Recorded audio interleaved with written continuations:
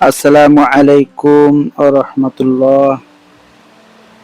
কিয়ামতের ছোট আলামত 28 নম্বর।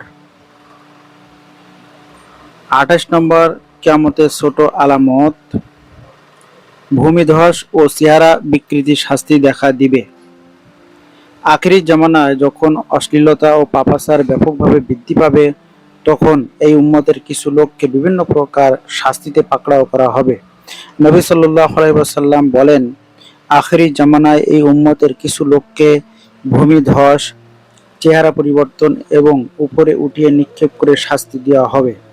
আয়েশা রাদিয়াল্লাহু তাআলা আনহা বলেন, আমি বললাম, হে আল্লাহর রাসূল, আমাদের মাঝে সৎ লোক থাকতেও কি আমরা ধ্বংস হয়ে যাব? উত্তরে নবী সাল্লাল্লাহু আলাইহি ওয়াসাল্লাম বললেন, হ্যাঁ, যখন অশ্লীলতা বৃদ্ধি পাবে।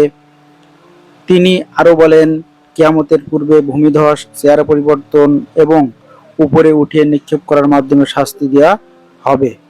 আমাদের জামানা এবং আমাদের পূর্ববর্তী জামানার পূর্ব ও পশ্চিমের বিভিন্ন দেশে অনেক ভূমিধসের ঘটনা সংঘটিত হয়েছে। এটি কঠিন আযাবের পূর্ব সংকেত এবং আল্লাহর পক্ষ হতে তার বান্দাদের জন্য ভীতি প্রদর্শন এবং গুনাহগার ও বিদাতীদের জন্য শাস্তির স্বরূপ, যাতে লোকেরা শিক্ষা গ্রহণ করে ও তাদের প্রভুর দিকে প্রত্যাবর্তন করে এবং এটাও বিশ্বাস করে যে কিয়ামত অতি নিকটবর্তী। গান বাজনাতে মত্ত এবং মদ পানকারীদেরকে উপরোক্ত শাস্তি প্রদান করা হবে। নবী সাল্লাল্লাহু আলাইহি ওয়াসাল্লাম বলেন, এই উম্মতের মধ্যে ভূমিধস, চেহারা বিকৃতি এবং উপরে থেকে নিক্ষেপ করে ধ্বংস করার শাস্তি আসবে। জৈনিক সাহাবী জিজ্ঞেস করলেন, হে আল্লাহর রাসূল, কখন এরূপ হবে?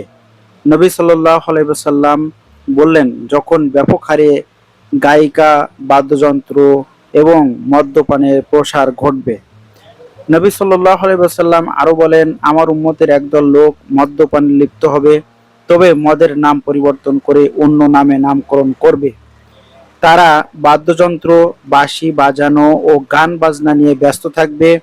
তাদের কতককে মাটির নিচে দাবিয়ে দেওয়া হবে এবং অন্য এক দলকে শূকর ও বানরে পরিণত করা হবে। নাউজুবিল্লাহ মিন জালিক।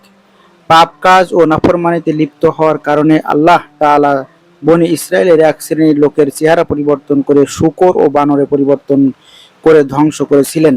তবে এই উম্মতের মাঝে এখনো চেহারা পরিবর্তনের শাস্তি আসেনি।